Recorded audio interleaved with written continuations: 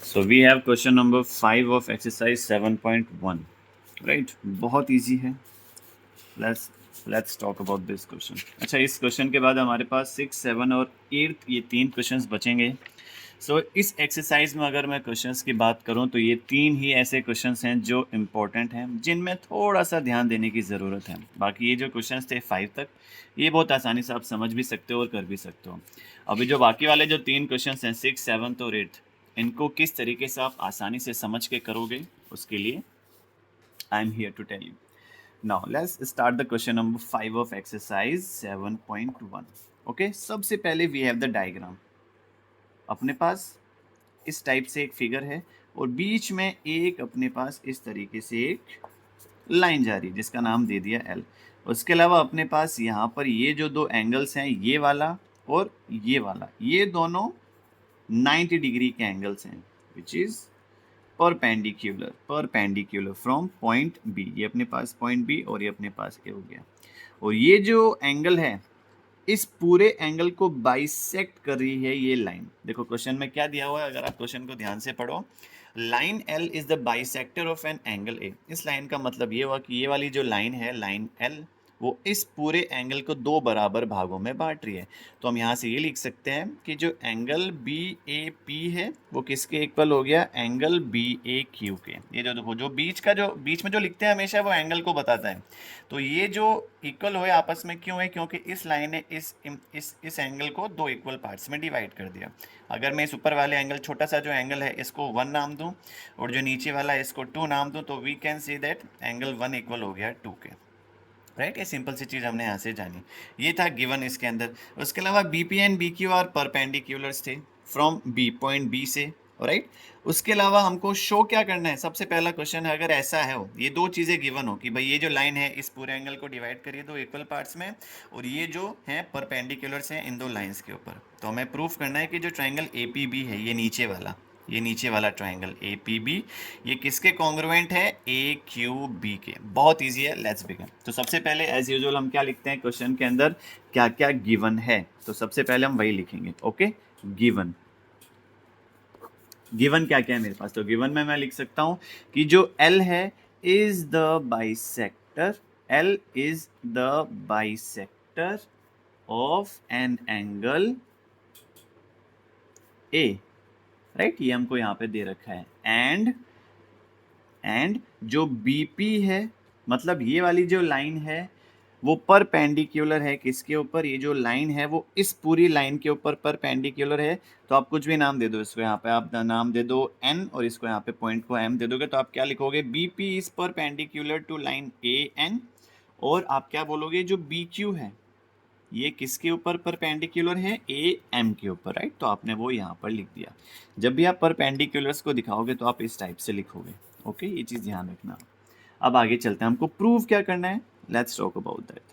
तो to prove, अब prove के अंदर हमको ये करना है कि जो दो ट्राइंगल्स हैं, ट्राइंगल ए पी बी है, वो किसके कॉन्ग्रुएंट है, ट्राइंगल ए क्यू बी के. पहली चीज़. सेकंड चीज़ आपको क्या प्रूव करनी है कि जो बी पी और जो बी क्यू है, ये जो दो साइड हैं वो इक्वी डिस्टेंट हैं. राइट, इक्वी डिस्टेंट को मैं समझाऊंगा अभी क्या होता है. बहुत ईजी होता है इस वर्ड का मतलब, equi distant from the arms of angle A.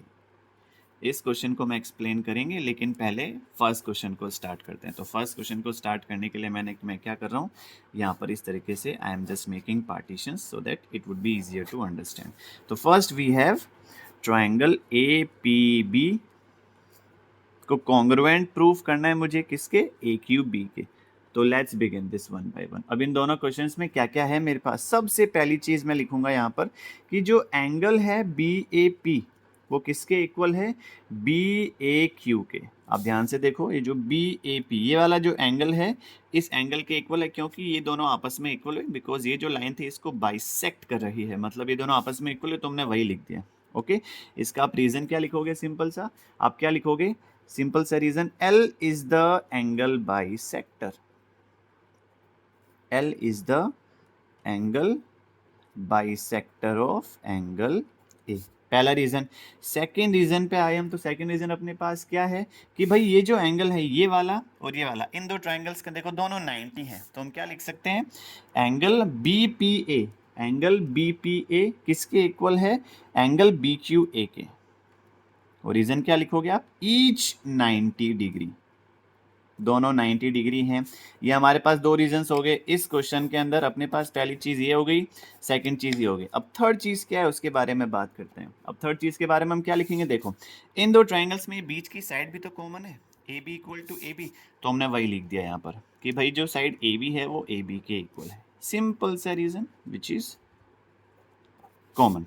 Okay, और ये तीन चीज लिखते हैं हम क्या बोलेंगे, देखो अपने पास रूल कौन सा लगा, रूल पे आएंगे हम। रूल आपको मैंने ट्रिक सिखाई थी कि जब भी आपको प्रॉब्लम हो किसी भी क्वेश्चन के अंदर, आप ऐसे सभी रूल लिख लो। हमने क्या ट्रिक सीखी, सास की आस की आशा, RHS और SSS, ये 5 रूल होते हैं। अब हमें एक एक करके, अच्छा एक बात बताऊं, जैसे इसमें एंगल्स आ गए मतलब ये वाला रूल कट, हमने इसको कट करके लिख दिया।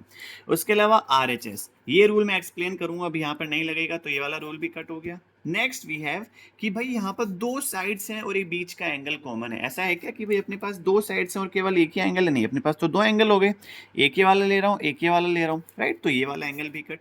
अब अपने पास ये रूल है, आस और आशा, इसमें कौन सा रूल लगेगा सर, क्योंकि देखो दोनों में ही दो दो एंगल, आपको ये चेक करना है कि दो एंगल्स के बीच में क्या साइड कॉमन है।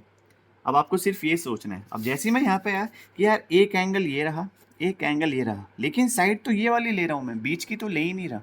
और जैसे ही बीच की साइड नहीं आ रही, मतलब अपने पास ये वाला जो रूल था आशा वाला, ये हमने कट कर दिया। तो अपने पास बचा क्या, AAS रूल, सिंपल। तो बस अब वही हम यहाँ पे आके लिख देंगे। तो by AAS rule we can say कि भाई जो ट्राइंगल है कौन सा, APB प्रूफ करना था हमको, वो किसके कॉन्ग्रुएंट हो गया, PQB के। सॉरी माय बैड, मैंने गलत लिख दिया। ट्राइंगल कौन कौन से अपने पास, APB और AQB।